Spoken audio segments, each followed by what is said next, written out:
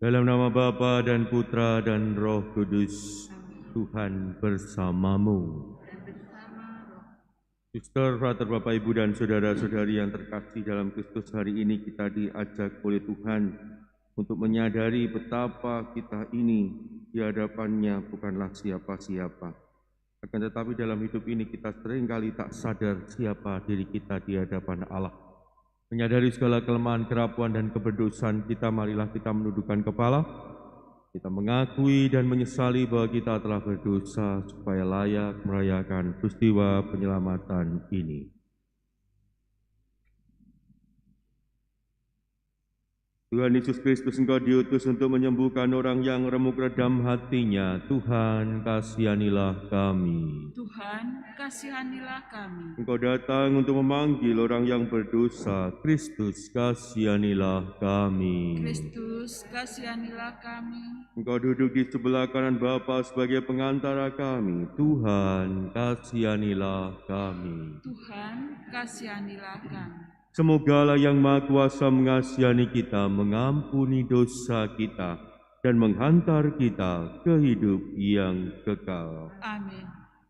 Marilah berdoa. Allah Bapa sumber pengharapan, bantulah kami merindukan kedatangan Kristus Putramu bila Ia tiba dan mengerti. Semoga kami didapatinya berjaga dalam doa dan menyambutnya dengan gembira. Dengan pengantaran Yesus Kristus Putramu Tuhan kami yang bersama dengan Dikau dalam persatuan Roh Kudus Allah sepanjang segala masa. Amin. Kita duduk untuk mendengarkan sabda Tuhan.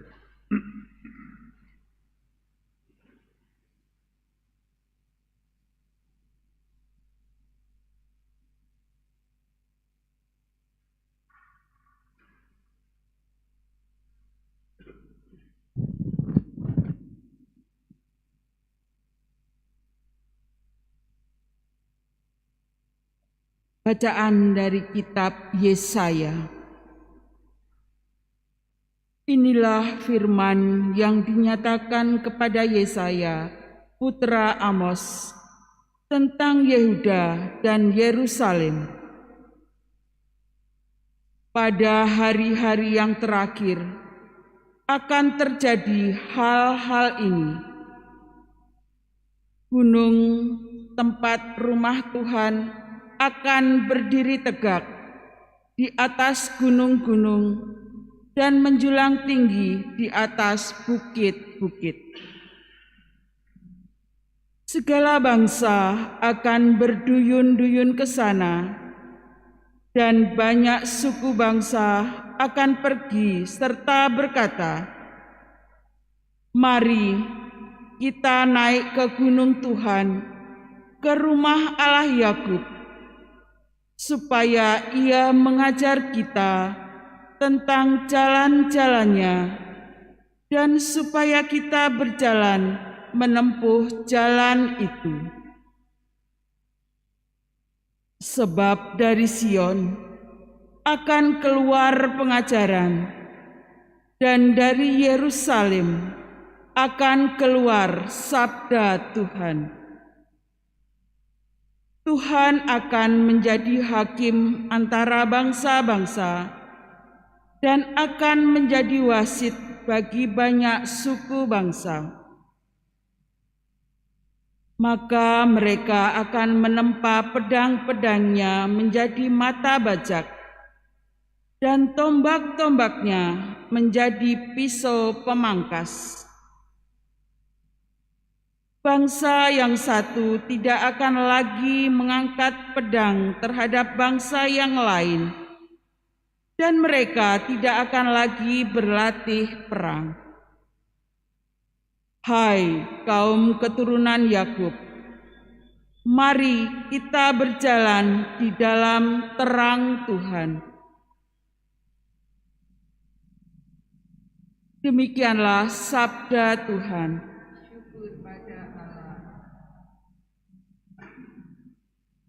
Mari bersukacita ketika orang berkata kepadaku, mari kita pergi ke rumah Tuhan.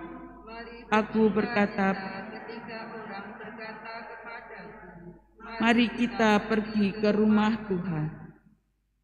Aku bersukacita ketika orang berkata kepadaku, mari kita pergi ke rumah Tuhan. Sekarang kaki kami berdiri di pintu gerbangmu, hai Yerusalem. Mari kita pergi ke rumah Tuhan. Hai Yerusalem yang telah didirikan sebagai kota yang bersambung rapat. Kepadamu suku-suku berziarah, yakni suku-suku Tuhan. Aku bersukacita ketika orang berkata kepadaku, mari kita pergi ke rumah Tuhan. Untuk bersyukur kepada nama Tuhan, sesuai dengan peraturan bagi Israel. Sebab di Yerusalemlah ditaruh kursi-kursi pengadilan, kursi-kursi milik keluarga Daud. Aku bersukacita ketika orang berkata kepadaku, mari kita pergi ke rumah Tuhan. Berdoalah untuk kesejahteraan Yerusalem. Biarlah orang-orang yang mencintaimu mendapat kesentosaan. Biarlah kesejahteraan ada di lingkungan tembokmu dan kesentosaan di dalam putrimu. Mari bersukacita ketika orang berkata kepadaku, mari kita pergi ke rumah Tuhan. Oleh karena saudara-saudara dan teman-temanku, aku hendak mengucapkan, semoga kesejahteraan ada di dalammu. Oleh karena rumah Tuhan Allah kita, aku hendak mencari kebaikan bagimu.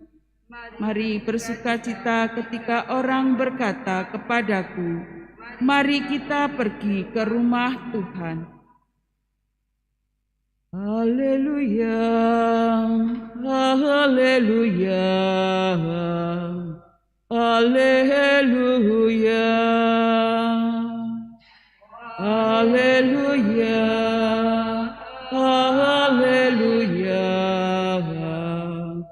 haleluya. Ya Allah, pulihkanlah kami. Buatlah wajah-Mu bersinar, maka selamatlah kami. Haleluya, haleluya,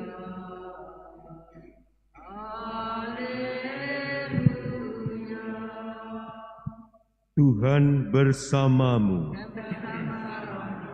Inilah Injil suci menurut Matius.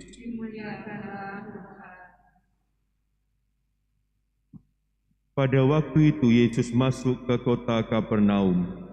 Maka datanglah seorang perwira mendapatkan dia dan mohon kepadanya, Tuan, hambaku terbaring di rumah karena sakit lumpuh, dan ia sangat menderita. Yesus berkata kepadanya, aku akan datang menyembuhkannya.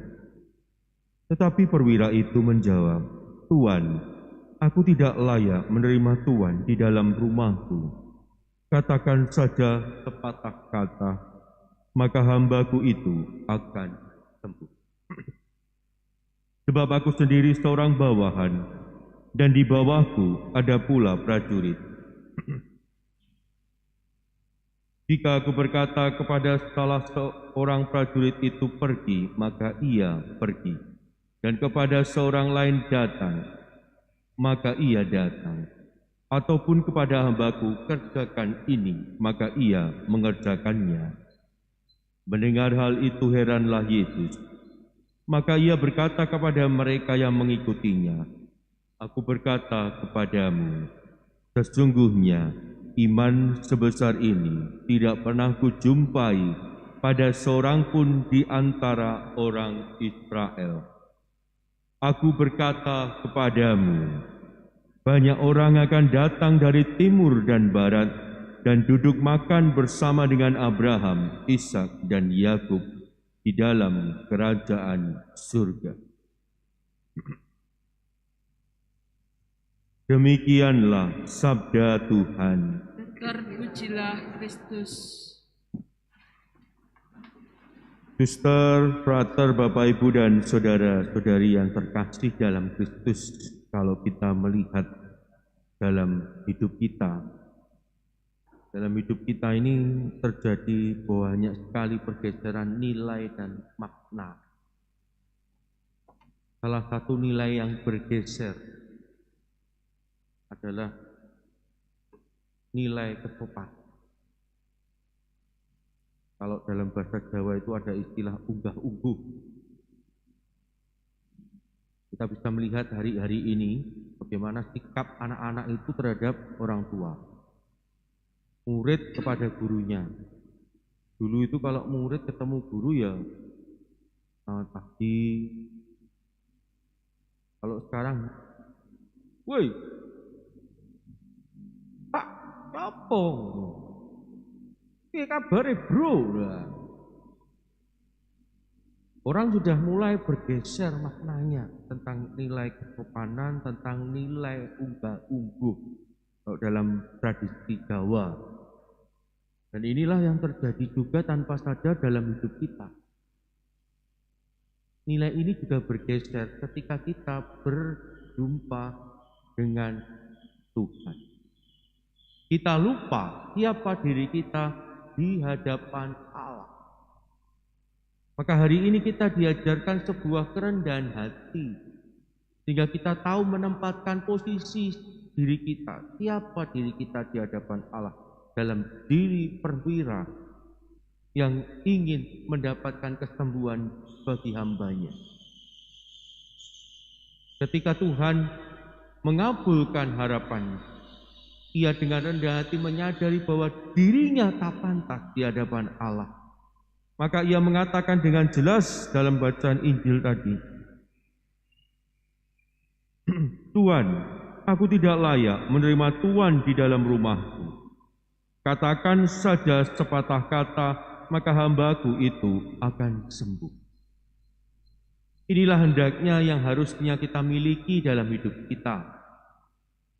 Kerendahan hati yang mulai pudar, yang mulai luntur dalam diri kita, sehingga kita tidak lagi mampu menempatkan diri kita, mulai menjadi lupa diri, sehingga kita tidak lagi tahu unggah-ungguh bahkan di hadapan Tuhan. Maka supaya kita tahu siapa diri kita di hadapan Allah, maka haruslah memiliki kerendahan hati seperti perwira yang ingin mendapatkan kesembuhan bagi hambanya.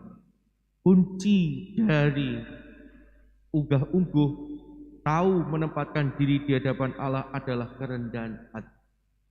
Tanpa kerendahan hati, kita akan menjadi lupa diri, bahkan tak segan-segan kita mengatur Allah, tak segan-segan kita memerintahkan sesuatu kepada Allah. Dan inilah yang sering kali terjadi dalam hidup kita. Maka kerendahan hati itu harus mulai dipupuk dalam hidup kita sehari-hari. Bagaimana kita mulai rendah hati sebagai seorang suami, meskipun sebagai kepala keluarga, bagaimana bisa rendah hati kepada istri dan anak-anak. Sebagai seorang istri, bagaimana rendah hati di hadapan suaminya dan anak-anak. Sebagai orang tua juga punya kerendahan hati di hadapan anak-anak, tidak memaksakan semua kehendaknya. Sebagai seorang anak juga memiliki kerendahan hati di hadapan orang tuanya, menghargai setiap kata petuah yang diberikan orang tuanya kepadanya. Dan inilah yang harus kita tumbuhkan dalam diri kita.